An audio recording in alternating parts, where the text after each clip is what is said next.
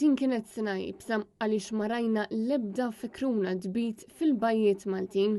Eks għarrew il-volontiri fiħdan Nature Trust Malta kif jum Santa Marija għala uffiċjalment l-istaġun li fih ibidu il-fkiren. Nature Trust għalet li din kienet sena ta' diversi emozjonijiet fejn minkejja l-instabu diversi traċċi ta' fkiren li telan fuq il-bajjiet biex ibidu dawn eventualment nizlu lura lejn il-bahar mingħajr ma bejtu. Dan wassal l-emozjonijiet ta' konfużjoni għal-volontiri kif bdew jaraw il-fekruna ma dbiċ wara satejn ta' osservazzjoni, kif ukoll emozzjonijiet ta' frustrazzjoni kif xi drabi propju xin il-fekruna tkun ħirġa minn qalb il-blat tispiċċa b'ħafna nies jimblukkawla ir-rotta tagħha.